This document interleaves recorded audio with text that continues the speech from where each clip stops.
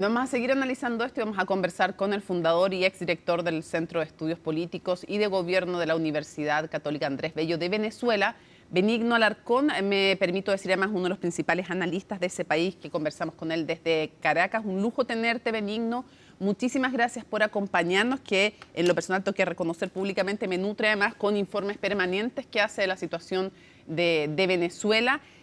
Quisiera primero preguntarte cuál es tu opinión respecto a esta operación militar que ha realizado, cómo la denominas tú, la operación realizada por Estados Unidos, y cómo definirías tú en qué momento está hoy Venezuela. Bueno, ante nada un honor estar con ustedes y muchas gracias por los elogios, ¿no? Inmerecidos. A ver, yo creo que la operación militar era algo esperado, esperado tanto por la población, porque el gobierno venezolano lo anunció muchas veces, como por los mismos anuncios que el gobierno norteamericano hizo en su momento. Así que creo que es algo que no fue sorpresivo, no se sabía cuándo iba a suceder y en qué términos iba a suceder, pero digamos que es algo que la gente esperaba desde hacía mucho tiempo. E incluso lo que uno empezaba a escuchar en la calle, hay que recordar que desde hace mucho tiempo, y incluso registrado por estudios de opinión recientes, una gran mayoría del país desea que haya un cambio político en Venezuela, que haya una transición democrática en Venezuela. Ya estamos hablando de nada menos que el 80% de la población, por lo menos, ¿no? Y entonces la gente, bueno, digamos que cuando empezó el año, cuando llegó el 1 de enero, pues la gente básicamente estaba, digamos que en un modo de desmotivación, diciendo, bueno, no pasó nada, seguimos igual, todo se mantiene igual. Y hay mucha gente que incluso hablaba de emigrar del país Ujú. porque nada iba a cambiar. Entonces, el que haya sucedido y el momento en el que sucedió, digamos que en cierta medida la gente lo esperaba y de alguna manera algunos celebraron que sucediera, e inclusive muchas veces con hurras como si se hubiera ganado un partido de fútbol. Pero la realidad del asunto es que después hubo un silencio total sobre la ciudad porque hay mucho miedo a la represión, hay mucho miedo a que vengan por mí, a que me apresen por lo que yo pueda expresar o por las posiciones que pueda dejar conocer de manera pública, ¿no? Eso es Benigno, un poco el ambiente que hemos tenido.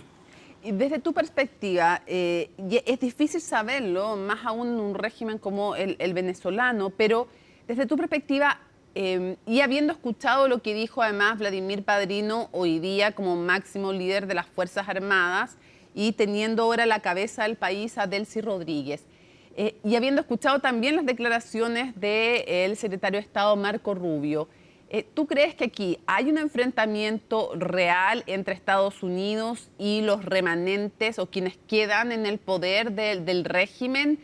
¿O hay una connivencia de la cual no nos enteramos y están negociando a espaldas y esta postura dura con Estados Unidos es más una fachada? ¿Qué es lo que hay realmente? ¿En qué estado? Bueno, Es difícil sí, saberlo. tu pregunta es muy interesante y muy pertinente porque es la pregunta que se hace todo el mundo, no solamente fuera de Venezuela, sino también dentro de Venezuela.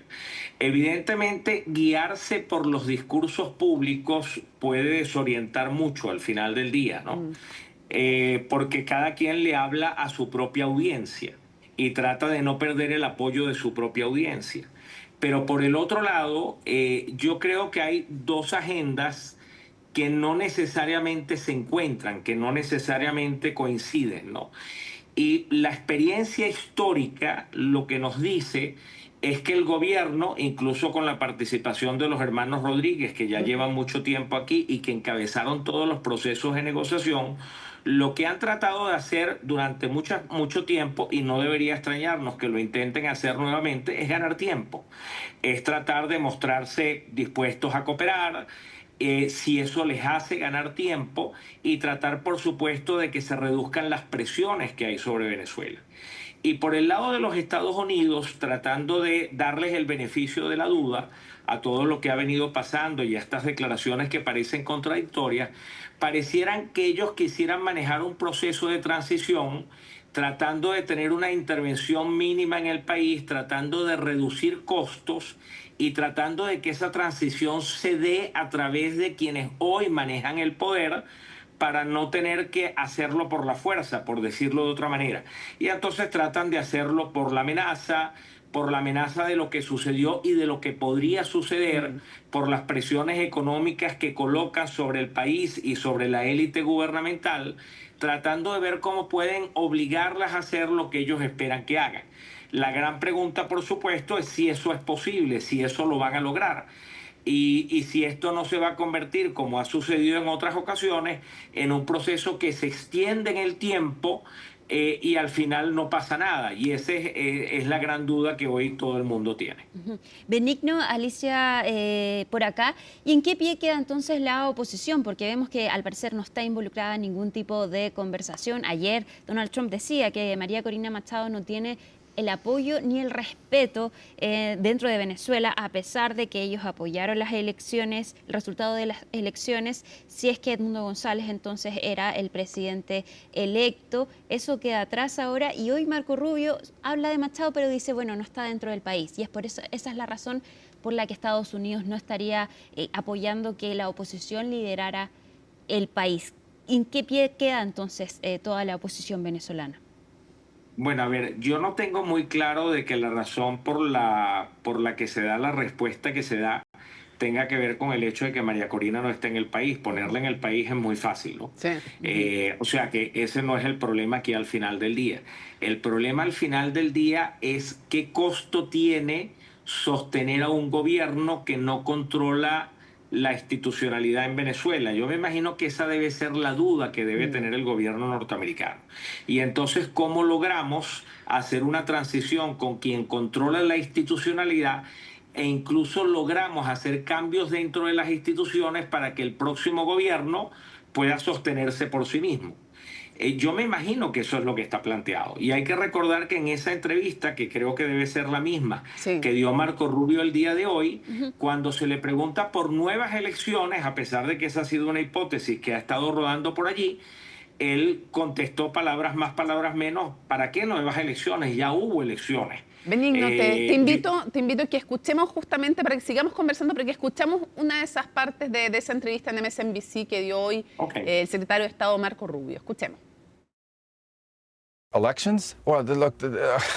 Elecciones, bueno, este es un país que ha estado gobernado por este régimen durante 14 o 15 años. Las elecciones deberían haberse celebrado hace mucho tiempo. Se celebraron, las perdieron y no contaron los votos o se negaron a hacerlo y todo el mundo lo sabe. Así que todo eso creo es prematuro en este momento. Hay mucho trabajo por hacer ahora mismo. En lo que nos estamos enfocando, y hay que ser realistas, son todos los problemas que tuvimos con Maduro. Todavía los tenemos, problemas que necesitan ser abordados. Vamos a dar a la gente la oportunidad de abordar esos desafíos y esos problemas. Hasta que no los aborden, seguirán enfrentando esta cuarentena petrolera, seguirán enfrentando la presión de Estados Unidos. Elecciones ni hablar, está claro después de lo que dice Marco Rubio, no está dentro del plan, por lo tanto no parece. Y sí habla efectivamente, dice, no tiene mando militar María Corina Machado en esta y en otra entrevista más que da. Entonces, claro, la pregunta es, ¿en qué está el ejército, Benigno? ¿Es posible pensar que un nuevo régimen encabezado por quien sea, por Edmundo González, por alguien que surja de nuevas elecciones, puede ser leal, un ejército que está tan intrincado con el chavismo, con el madurismo, con el chavismo incluso iría más que el madurismo? ¿Es posible pensar que sea leal a un nuevo gobierno no chavista? Bueno, como puedes imaginarte, responder esto aquí es especulativo, ¿no? Pero mi apuesta es que sí sería posible. Yeah. Pero un poco lo que trata la explicación que dan algunos es que aquí se necesita pues una transición con ciertos acuerdos, como sucedió por ejemplo en el caso de Chile, Sí. para que esa transición sea sostenible. La realidad del asunto es que lo que sabemos es que en la elección del año 2024 la mayoría de los militares votaron por un cambio político, lo cual hace pensar que hacer un cambio de gobierno, siempre y cuando exista la legitimidad de ese gobierno, no debería ser traumático en el caso de Venezuela. Pero nuevamente, esto puede ser especulativo, esto puedo estar equivocado, pero la realidad del asunto es que yo pienso que sí sería posible. Pero creo que ante la duda, el gobierno norteamericano, para no tener que meter 100.000 tropas en Venezuela, para blindar a un gobierno nuevo que piensa que no puede tener control sobre la situación, pues pareciera que prefiriera que los cambios institucionales se den antes de que un nuevo gobierno entre. Y pareciera que eso es lo que está en la agenda de ellos. La gran pregunta nuevamente es si eso puede funcionar. Y ahí yo te confieso que tengo mis grandes dudas. Y seguramente va a haber un cronograma con unos hitos que si no se cumplen, obviamente el gobierno de los Estados Unidos va a tener que reevaluar su planteamiento para ver si puede seguir por esa vía o tiene que modificarla. Benigno, ¿plazos de cuánto tiempo crees que estamos hablando? Bueno, fíjate, de esa misma entrevista que por cierto dio Marco Rubio, pareciera que hay unos hitos que están fijados en pocas semanas. Creo que se refirió a 3 semanas y a 3 meses. Entonces, no sé si hay un cronograma planificado con esos hitos, pero pareciera al final lo que queda es que ellos están pensando en un plazo relativamente corto. Pareciera no ser un largo plazo lo que está planteado aquí. Mira, inclusive es llamativo que esta mañana, creo que fue esta mañana, hubo una declaración de las autoridades aeronáuticas de los Estados Unidos donde decían que la cuarentena, por decirlo así, aeronáutica quedaba levantada y eso se revirtió ya después de las declaraciones del ministro de la institución militar y de las declaraciones de ayer de Delcy Rodríguez, se echó para atrás ese levantamiento y se habló nuevamente de que se mantiene un estado de alerta y una situación restringida hasta el mes de febrero.